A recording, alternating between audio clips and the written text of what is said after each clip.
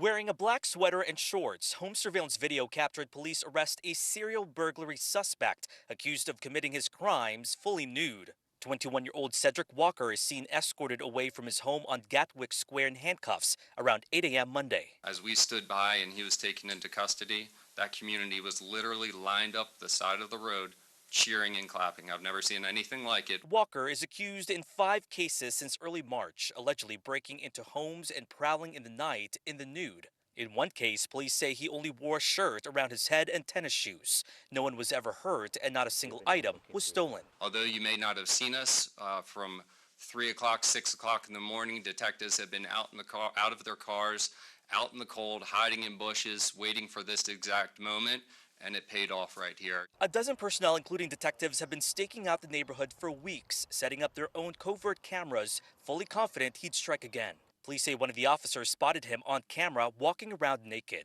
They quickly launched 2 drones and caught him running away from officers and back to his home. Police say it took roughly 3 hours after he was found to finally surrender. At least you can go to bed at night without wondering if somebody's going to get in your house, and nude at that. Diane Blevins says neighbors have been on alert for weeks. Nobody wants that to happen, especially in your backyard. Walker is facing charges of burglary and indecent exposure. Chief Kevin Davis hopes to keep him locked up and seek treatment behind bars if he does have a mental health issue. He can't help himself, I believe, but to continue to commit these crimes, and they will graduate to something more serious. We know the suspect does not have a criminal record, but like many of you, we want to know the motive, and that's what police are trying to figure out right now.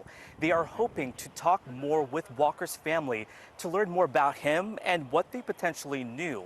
In the meantime, I actually happened to run into Walker's family as we were trying to get reaction from their neighborhood. They quickly turned me away, but one woman at that home told me, quote, "He is sick." In Fairfax, I'm Matthew Torres, WUSA 9. Watch a keen-nosed Colorado canine locate a missing girl just minutes after arriving to help. Arapahoe County Sheriff's officials were called to a neighborhood by a panicked mother who had been separated from her 7-year-old at a local park for nearly 2 hours. No sooner than sheriff's deputies started the search, they put their canine Rex to work, using the girl's shoes for a scent. The department says within 12 minutes, the dog picked up the trail and the girl was soon located, leading deputies on a short chase.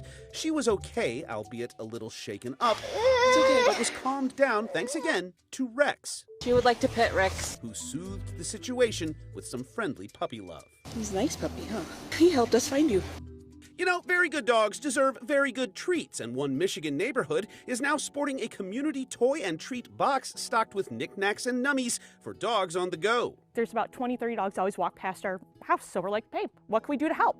Warren resident Trisha Rowe built the Doggy Stick Stop, a twist on the popular Little Lending Library idea, but instead packed with dog toys, tennis balls, treats, and poop bags. Locals are loving the idea so much, the Stick Stop now has goodies donated from local businesses. People helping people, and poochies. Well, hot dog. Finally, treats are no more for this gorilla in Germany, but not because she's a bad girl, it's because she's a golden girl. Fatou, the world's oldest gorilla in human care, just celebrated her 69th birthday at the Berlin Zoo. She now gets her own private quarters away from the rest of the pack, but also, due to sugar restrictions, has had to give up fruit from her diet. And she doesn't exactly look thrilled about it. Oh good, more vegetables. For Take a Look at This, I'm Jeremy Roth. So, a beaver walks into a grocery store, right? Oh, it's not a joke. It's a thing that happened in the Canadian town of Hannah. As in Nickelback's hometown of Hannah, you ask? The very same. Just look at this photograph.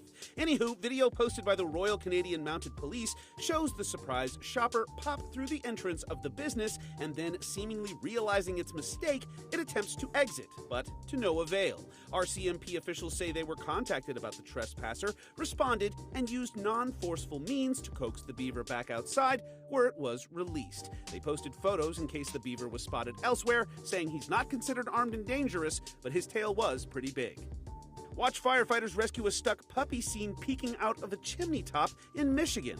After neighbors spotted the tiny pup atop the chimney of the crumbling home, Detroit Fire Department officials responded and set up a ladder rescue, climbing to the roof and pulling the pup to safety. They brought it back to level ground and reportedly nicknamed it Stack before handing it over to Michigan Humane, who says Stack is now working on gaining some much-needed weight and will soon be made available for adoption. Finally, watch a group of Utah runners put the fast in fast food in an attempt to break the most fast food eateries visited in a 24-hour period. KSTU reports the group gathered and got moving in Salt Lake County, making quick stops for small bites, sampling, then scurrying to the next place. Organizers made a map so supporters could keep track of the pack in real time, and the group says they totaled 176 eateries when it was all over. The current Guinness World Record is 150 fast food restaurants, so time will tell if this group's fleet of foot fast food feet will be the new record to beat. For Take a Look at This, I'm Jeremy Roth.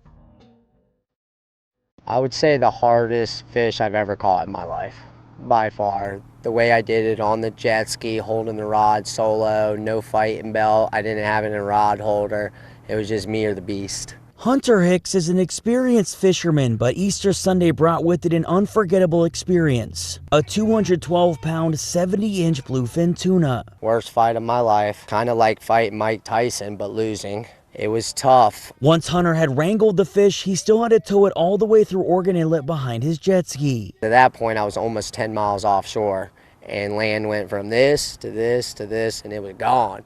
And I don't have a chart plotter, GPS. What if my phone dies?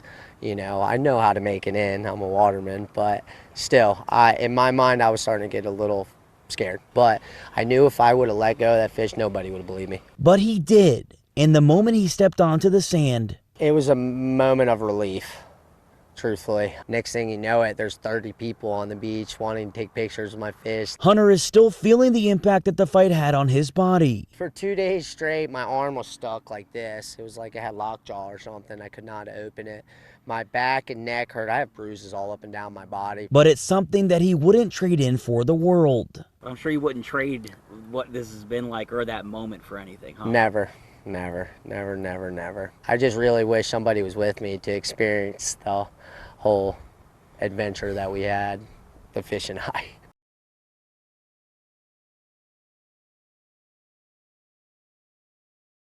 Park Zoo staff addressing the elephant in the room. Alice, our Asian elephant, was able to break a section of welded steel. But it wasn't a room. It was out on the zoo's public walkways. And went out into a guest area of the biopark, explored. She had some plants, she had some trees. Staff were alerted at 7:20 a.m. on Sunday that Alice had left her habitat, immediately triggering their emergency protocols. We were able to secure the perimeter, have our zookeepers come and start recalling her back. Good girl, Alice, come to me. Alice returning to her habitat using the same recall method like she is here. Good girl, Alice, come to me, move out. Proving the saying, elephants never forget.